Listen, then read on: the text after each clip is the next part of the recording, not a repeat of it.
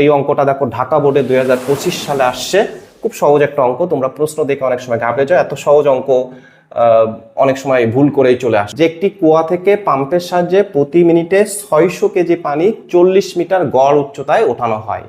600 KG পানি 40 metre গড় উচ্চতায় ওঠানো হয়। যেহেতু আমার নির্দিষ্ট পরিমাণ পানির কথা বলে দিছে, দ্যাট মিনস এখানে পানির ভর হচ্ছে 600 কেজি, আর আমার এখানে কিন্তু গড় উচ্চতায় বলে দিছে, দ্যাট মিনস আমার গড় সরণ আর বের করা লাগছে না। দ্যাট মিনস আমার এইচ দেওয়া আছে হচ্ছে 40 মিটার।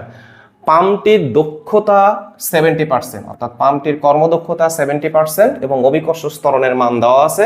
গ নম্বরে বলছে পাম্প কর্তৃক কৃত কাজ হিসাব করো। এটা খুব সহজ অঙ্ক।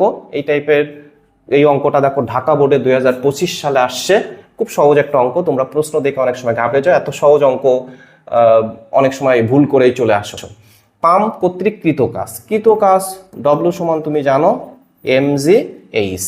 তো এখানে এম এর মান দেওয়া আছে 600 কেজি, জির মান 9.8, উচ্চতা হচ্ছে কয় মিটার, 40 মিটার। তো তুমি এখন যদি এটা ক্যালকুলেশন করো তাহলে এটা আনসার চলে আসবে 600 ইন্টু 9.8 ইন্টু 40।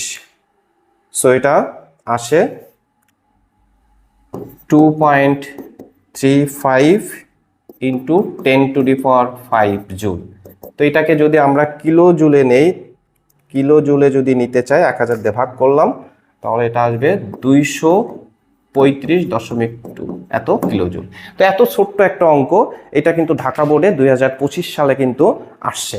এবং এই টাইপের অনেক সময় এরকম সহজ অঙ্কও কিন্তু দিয়ে যাবে, তোমরা জাস্ট ভয় না পেয়ে অঙ্কগুলো পড়বে। অনেক সময় মনে করে এত সহজ অঙ্ক পরীক্ষায় আসে না, দেখ কত সহজ একটা অঙ্ক 3 মার্কের জন্য তোমাদেরকে দিয়ে দিছে।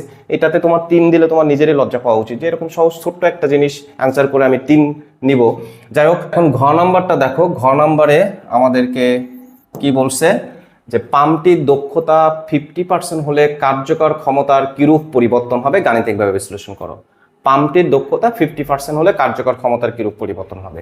তো আমার উদ্দীপকে কর্মদক্ষতা দেওয়া আছে 60%, আর এখানে আমার পাম্পের দক্ষতা বলছে 50% হলে তার কার্যকর ক্ষমতার কিরূপ পরিবর্তন হবে। তাহলে আমাদের উদ্দীপক অনুযায়ী আমরা এই ইঞ্জিনটির যে কার্যকর ক্ষমতা সেটা আমরা বের করে নিতে পারি। তাহলে প্রথম ক্ষেত্রে আমার কার্যকর ক্ষমতা P1 সমান আমরা লিখতে পারি mg/h/t। তো এখানে এম হচ্ছে আমাদের 600 কেজি, জি হচ্ছে 9.8, আর এইচ হচ্ছে আমাদের 40/টি হচ্ছে কয় সেকেন্ড, 1 মিনিটে, তার মানে 60 সেকেন্ড। সুতরাং এটা যদি আমরা ক্যালকুলেশন করি, যদিও এখানে আমরা ডব্লু বের করছি, তুমি w/tও লিখতে পারতে, তারপরেও আমি পুরোটা একবার ক্যালকুলেশন করলাম, কারণ এখানে আমরা দশমিকের পরে অনেকগুলো মান নেই না, সেক্ষেত্রে অ্যান্সারটা একটু কম বেশি হতে পারে, এই জন্য সম্পূর্ণ মানটা নিয়ে করছে। সো 600 ইন্টু 9.8, আচ্ছা এটা করলে আসবে 3920 এত ওয়াট। এটা হচ্ছে তার কার্যকর ক্ষমতা, প্রথম ক্ষেত্রে কার্যকর ক্ষমতা। তাহলে প্রদত্ত ক্ষমতা কি হবে, কর্মদক্ষতা ইটা সমান, আমরা ইটা 1 লিখলাম, ইটা 1 সমান P1 প্রাইম। কার্যকর ক্ষমতাকে আমরা P1 প্রাইম দ্বারা প্রকাশ করি, P1 prime by P, P1 prime by P। একই মোটর যেহেতু, এই জন্য আমি এটা আর 1 দিলাম না। আর যেহেতু আমাদের কর্মদক্ষতা দেওয়া থাকে, কর্মদক্ষতা দেওয়া থাকলে তখন এটা এর মানটা আমার পার্সেন্টেজে না দিলেও চলে। তাহলে এখান থেকে দেখো আমরা এর প্রদত্ত ক্ষমতাটা পেয়ে যাব। প্রদত্ত ক্ষমতা P1 প্রাইম বাই ইটা 1। তো P1 prime by eta, P1 prime, P1 হচ্ছে আমাদের 3920, আর এটা হচ্ছে 0.7। কর্মদক্ষতা যেহেতু 70%, সুতরাং এটার মান আসে 0.7 ভাগ আমরা দিলাম 0.7। তাহলে এটা আসলে এর প্রদত্ত ক্ষমতা আসে, এর প্রদত্ত ক্ষমতা 5600। এটা হচ্ছে এর প্রদত্ত ক্ষমতা।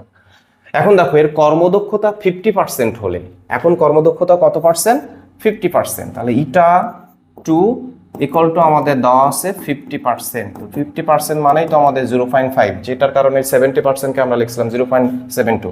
তো এই ইটা 2 সমান আমরা লিখতে পারি P2 prime by P equal to 0.5। তাহলে আমাদের বের করতে হবে হচ্ছে কার্যকর ক্ষমতা, P2 প্রাইম 0.5 ইন্টু P।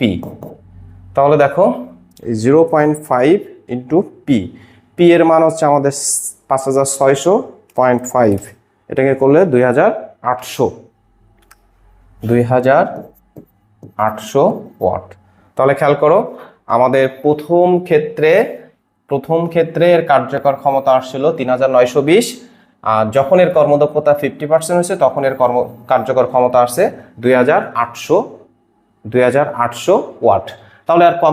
তাহলে আমার অঙ্কটা এখন কি বলছে দেখো, পাম্পটির ক্ষমতা 50% হলে কার্যকর ক্ষমতার কিরূপ পরিবর্তন হবে। তাহলে পাম্পটির ক্ষমতা 50% হলে কর্মদক্ষতার কিরূপ পরিবর্তন হবে, তোমরা এখানে এটা বিয়োগ করে দেখায় দিতে পারো যে তার কার্যকর ক্ষমতার কতটুকু পরিবর্তন হবে। এখানে কার্যকর ক্ষমতা কিন্তু কমে গেছে, আগে ছিল 3920 আর এখন হচ্ছে 2800। সুতরাং এখান থেকে তুমি এটা বিয়োগ করে দেখাই দিবে যে P1 prime minus P2 prime.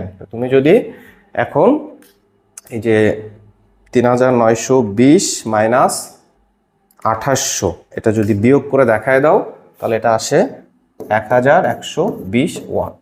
1120 watt. তাহলে কর্মদক্ষতা 70% থেকে যদি 50% হয়, তাহলে ওই ইঞ্জিনটির কার্যকর ক্ষমতা 1100 ওয়াট, 1120 ওয়াট কি হবে, কমে যাবে। তো এইভাবে তোমরা মন্তব্য লিখে দেবে। এই অঙ্কটা খুবই সহজ একটা ম্যাথ ছিল, ঢাকা বোর্ডে 2025 সালে আসছে। এরকম সহজ ম্যাথও আসবে, আবার এটা থেকে কিন্তু একটু ঘুরে পেঁচেও ম্যাথটা আসবে। তো প্রথম ম্যাথটা অনেক সহজ ছিল, তো এই টাইপের ম্যাথ আসলে তোমরা অবশ্যই পারবা আমি জানি। 2 নম্বর